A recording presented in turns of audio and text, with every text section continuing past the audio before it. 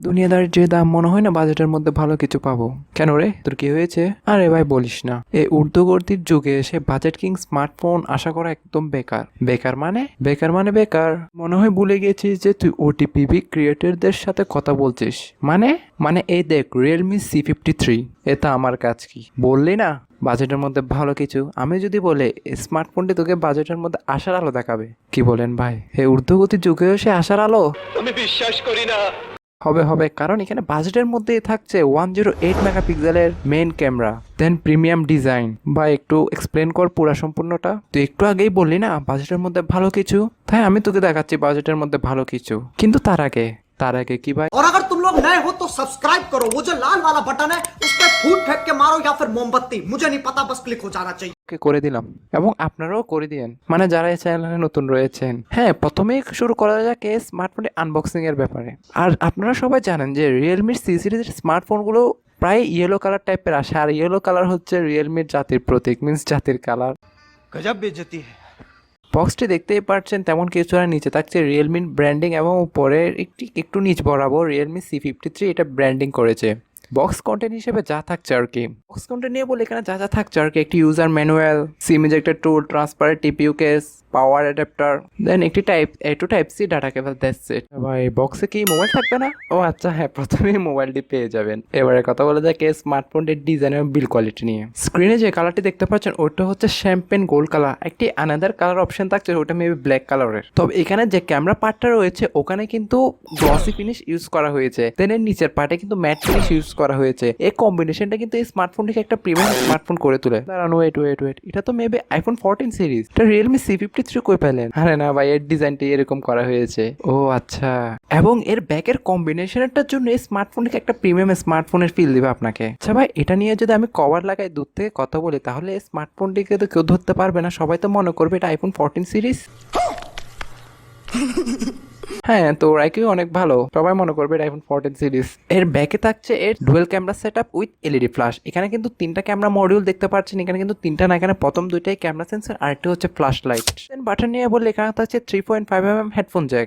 কি বলছেন? হ্যাঁ, 3.5mm হেডফোন জ্যাক। এই যুগে এসো 3.5mm হেডফোন জ্যাক, আসলে ভাবা যায় না জিনিসটা, অনেকটাই সোনার হরিং এর মতন। হ্যাঁ, সোনার হরিংই ধরে নেন। দেন থাকছে primary speaker, type C slot, then primary microphone. Left hand সাইডে থাকছে এখানে dual SIM tray with SD card, means এখানে আপনি দুটি সিমের পাশাপাশি একটি মেমোরি কার্ড ইউজ করতে পারবেন। এখানে আপনারা 2TB পর্যন্ত আলাদা স্টোরেজ বাড়িয়ে নিতে পারবেন। দেন রাইট হ্যান্ড সাইডে থাকছে এর power off on button, then এর উপরের দিকে থাকছে এর ভলিউম লকার। আর পাওয়ার অফ অন বাটনে থাকছে এর ফিঙ্গারপ্রিন্ট সেন্সরটি, যেটা মোটামুটি ফাস্ট এবং অ্যাকুরেট বলেই জানা গিয়েছে। ওভারঅল ডিজাইন নিয়ে বলে এই স্মার্টফোনটি ফ্রন্ট আসলে আপনি 6.74 ইঞ্চি এইচডি ডিসপ্লে পাবেন, যেটা 720p রেজুলেশনের। দেন এখানে আপনি আরো 19 হার্জের মতো ফাস্ট রিফ্রেশ রেট পাবেন। আপনি যখন এই স্মার্টফোনটাকে ইউজ করবেন তখন স্মুথ একটা ফিল পাবেন।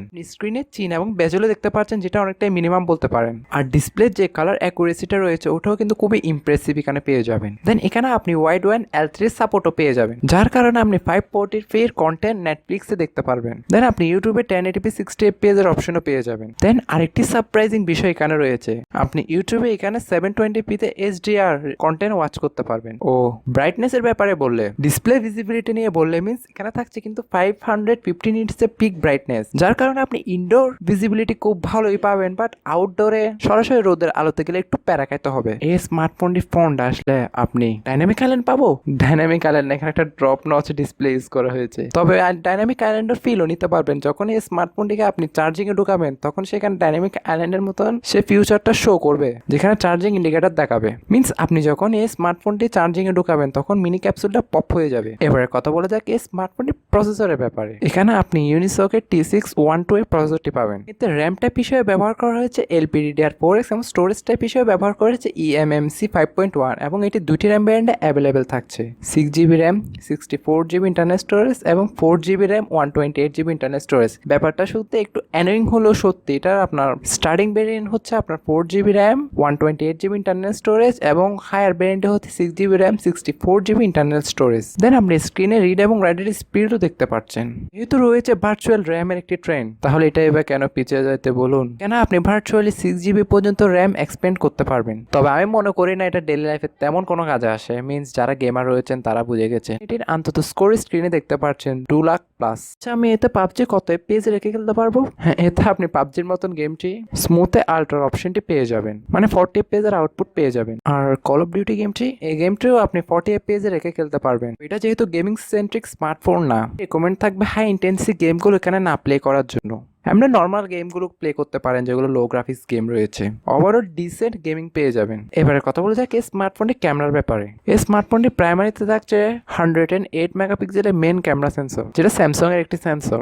রয়েছে 2 মেগাপিক্সেলের ফালতু ডেপ ক্যামেরা। দেন ফ্রন্টে আসলে 8 মেগাপিক্সেলের একটি সেলফি ক্যামেরা পাবেন। আপনাদের আপনি সর্বোচ্চ 1080p তে 30 fps এর ভিডিওগুলো শুট করতে পারবেন। Back camera video stability basic বলতে পারেন। দেন ছবির কালার আপনি ডিসেন্ট পাবেন। আর ফ্রন্ট ক্যামেরা দ্বারা আপনি 720p তে 30 fps ভিডিওগুলো শুট করতে পারবেন। দেন ব্যাক ক্যামেরা আপনি ডিসেন্ট ডাইনামিক রেঞ্জ পেয়ে যাবেন। আর কিছু ক্যামেরা স্যাম্পল স্ক্রিনেও দেখতে পাচ্ছেন। থেকে বেশি কিভাবে এক্সপেকটেশন করবে বলুন, আপনাকে প্রাইসটাও মাথায় রাখতে হবে।